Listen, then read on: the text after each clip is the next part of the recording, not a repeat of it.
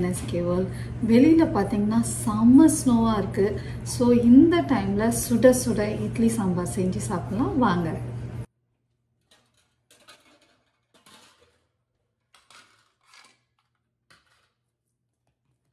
என்னதான் இருந்தாலும் நம்ம ஊர் சாப்பாடு வரவே வராதுங்க. நான் தமாஷிக்கு சொல்லல, நார்மலாவே சாண்ட்விச்லாம் சாப்பிட்டீங்கன்னா உங்களுக்கு எனர்ஜியே கிடைக்காது. அப்படியே ரொம்ப டல்லா தான் ஃபீல் பண்ணுவேன் நான். ஒரு ஸ்பைசியா நம்ம புளி காரம் உப்பு எல்லாம் சேர்த்து ஒரு சாப்பாடை சாப்பிட்டுட்டேன்னு வச்சுக்கோங்களேன், அவ்வளோ ஃப்ரெஷ் ஆகிடுவேன். அவ்வளோ ஃப்ரெஷ்ஷாக எழுந்து வேலை செய்வேன். நீங்கள் வேணால் நம்பலைன்னா நீங்களும் ட்ரை பண்ணி பாருங்கள். ஒரு ஃபுல் டே சாண்ட்விச் சாப்பிட்டுட்டு வேலை செஞ்சு பாருங்கள். ஒரு full day sandwich means subway any kind of sandwich, அதாவது அதில் நம்ம இந்தியனோட எந்த டச்சுமே இல்லாத சாண்ட்விச்சை சாப்பிட்டு பாருங்கள். தாளிக்காமல் புளி போடாமல் காரம் இல்லாமல் சமைச்சி இந்த மேகி பாஸ்தா அதுக்கப்புறம் நூடுல்ஸ் அதுக்கப்புறம் வந்து பிரெட் சாண்ட்விச் சப்வே சாண்ட்விச் இது எல்லாத்தையும் சாப்பிட்டுட்டு உங்களுக்கு எனர்ஜி ஃபுல் டே இருந்ததுன்னா ப்ளீஸ் கமெண்ட் செக்ஷனில் கமெண்ட் போடுங்க. ஏன்னா நான் அதை எக்ஸ்பீரியன்ஸ் பண்ணியிருக்கேன். சம்டேஸ் நான் சப்வே போயிருக்கும் போது சமையல் பண்ணாமல் போயிடுவேன்.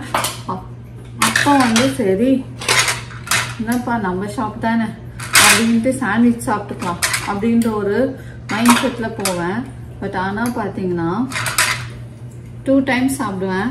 மதியானத்துக்குள்ளே விழுற மாதிரி ஆயிடுவேன். அது நான் வந்து இட்லி சாம்பாரை சாப்பிட்டுட்டேன்னு வச்சுக்கோங்க, ஒரு 5 இட்லி சாம்பார் நல்லா கட்டுன்னு கட்டிட்டேன்னு வச்சுக்கோங்களேன், அவ்வளோதான் ஃபுல் டேக்கு எனர்ஜி இருக்குங்க. Believe me.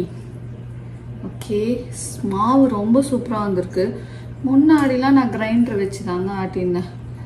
ஒரு எப்போவுமே கிரைண்டரில் போட்டு ஒரு 6 கிளாஸ் ரைஸ் போட்டு அதுக்கு கிரைண்டர் கழுவி அதுக்கப்புறம் ஒரு தடவை பார்க்குறேன் ஒருத்தவங்க வீட்டில் அந்த இட்லி பூ மாதிரி தான் இருந்தது.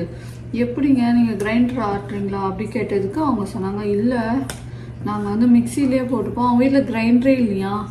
அதுக்கப்புறம் எவ்வளோ வருஷம் கழிச்சு, ஒரு 7 வருஷம் கழிச்சு தான் எனக்கு அதுவே தெரியுது. பார்த்துக்கோங்க, அதிலேருந்து ஈஸியாக மிக்சியில் 10 நிமிஷங்க.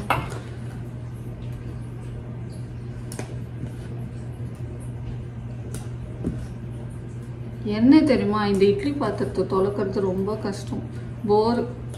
ஒன் டைம் இட்லி பண்ணிவிட்டு அதை எப்படிடா தொலைக்க முடிக்கிறது. இந்த டிஷ்வாஷரில் பேருக்கு தாங்க டிஷ்வாஷர், எல்லாம் சும்மா ஏமாத்துறாங்க. நம்ம எல்லாத்தையும் நீட்டாக வாஷ் பண்ணி அதில் வச்சா மட்டும்தான் அது பலன்னு தொலைக்கி கொடுக்கும். சில பேர் அப்படியே ஆயிலோடு வைக்கிறாங்க. ஆனால் எனக்கு தான் ஓசிடி இஷ்யூ இருக்கே, ப்ளஸ் எனக்கு அது பிடிக்காது. அந்த மிஷின் பிசுன்னு ஆகிடும். அதுக்காக நான் நீட்டாக வாஷ் பண்ணி தான் வைப்பேன்.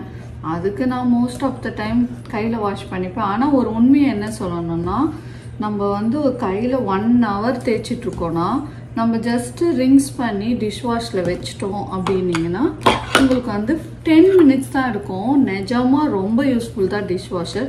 ஆனால் சில நான் வீடியோஸ் பார்த்தேன், அப்படியே பாலோட கரை பாலோட இதுவெல்லாம் வச்சுட்டு அது போய்டும்னு சொல்லியிருக்காங்க. அது சுத்த போய் அது மாதிரிலாம் போகாது. நம்ம வைக்கும் போது என்னென்னா ஃபுல்லாக ரிங்ஸ் பண்ணி க்ளீனாக வச்சோன்னா செம சூப்பராக பலன்னு சுட சுட தொலைக்கி கொடுக்கும். ஸோ இட்லி ஊற்றியாச்சு. இப்போ நம்ம 3 பேருக்கு இவ்வளோ இட்லியான்னு பார்க்குறீங்களா? இல்லைங்க, இது கண்டிப்பாக மீந்து போயிடும். நாளைக்கு இட்லி புட்டு பண்ணிக்கலாம் தான் எக்ஸ்ட்ரா ஊற்றிடுச்சு.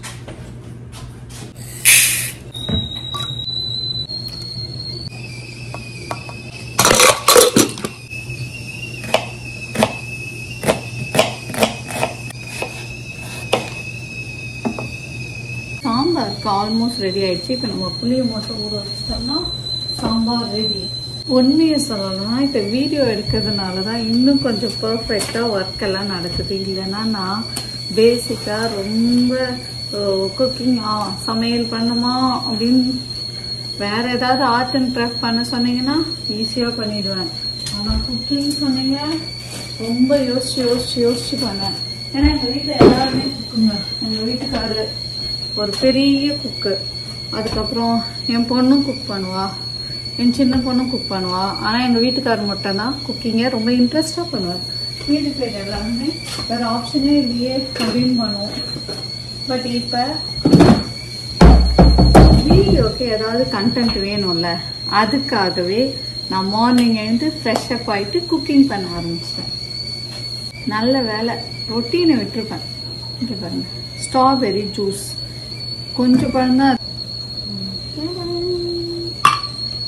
என்னோட ஸ்ட்ராபெரி ஜூஸ் ரெடி ஆயிடுச்சு. ஸோ இந்த கறி லீஃப் பார்த்தீங்கன்னா 5 ஸ்டெம் வச்சாங்கன்னா $1. வேறு ஆப்ஷனே இல்லை, நம்ம வாங்கி தான் ஆகணும். எப்படியும் இதை தூக்கி தான் போட போகிறோம், சாப்பிட போகிறதில்ல. ஆனால் எதுக்குன்னு தெரியல, இதை போட சொல்லி கொடுத்துட்டாங்க. அதனால் போட்டால் வாசனை வருதோன்னு ஒரு பிலீவில் இது கீழே போட்டாலும் அதை காசு கொடுத்து வாங்கி கீழே போடுவோம். அதான் பியூர் இந்தியன்.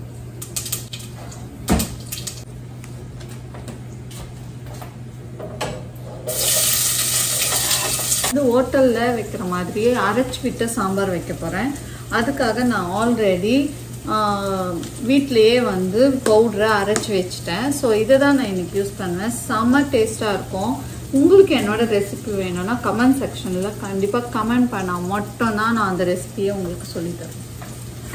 ஸோ நம்ம கடுகு, கருவேப்பிலை, காஞ்ச மிளகாய் எல்லாத்தையும் போட்டு ஈஸியாக தாளிச்சாச்சு. இப்போ நம்ம வந்து வெங்காயத்தை போட்டாச்சு. நான் போட போகிற ஒரே வெஜிடபிள் பார்த்தீங்கன்னா இந்த பூசணிக்காய் மட்டும்தான். புளியை கரைச்சி வச்சாச்சு. இப்போ நம்ம ஊற்றிட்டு பருப்புல எல்லாம் போட்டதுனால சுட சுட சாம்பார் இன்னும் 10 நிமிஷத்தில் ரெடி ஆகிடும்.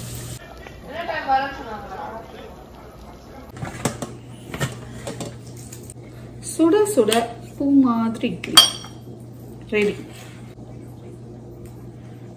மிக்சியில் பண்ணால் கூட இது மாதிரி தாங்க வருது. எல்லாரும் கிரைண்டரில் பண்ணால் மட்டும்தான் சூப்பராக வரும்னு சொன்னாங்கல்ல, ஆனால் அதெல்லாம் இல்லை. அரைச்சி விட்ட ஹோட்டல் சாம்பார். எங்கள் அம்மா இது தீபாவளிக்கு ஹோட்டல் சாம்பார் சொல்லி ஒன்லி ஃபார் தீபாவளிக்கு பண்ணுவாங்க.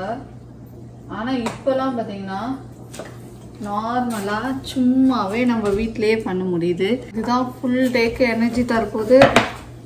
ஸோ நீங்களும் இது மாதிரி கண்டிப்பாக வீட்டில் ட்ரை பண்ணுங்கள். கமெண்ட் செக்ஷனில் கமெண்ட் பண்ணுங்கள்.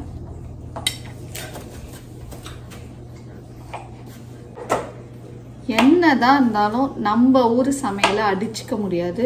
ஆனால் எனக்கு தெரிஞ்சதே ஒரு 10 சமையல் தான்.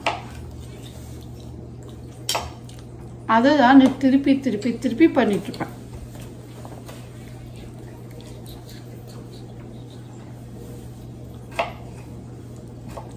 ஸ்ட்ராபெரி ஜூஸ் நீங்கள் ட்ரை பண்ணலன்னா கண்டிப்பாக ட்ரை பண்ணுங்கள். செம்ம டேஸ்ட்டாக இருக்கும். சூப்பரான idli sambar with strawberry juice. Video பிடிச்சிருந்ததுன்னா லைக் பண்ணுங்கள், ஷேர் பண்ணுங்கள், சப்ஸ்கிரைப் பண்ணுங்கள். தேங்க்யூ ஃபார் வாட்சிங்.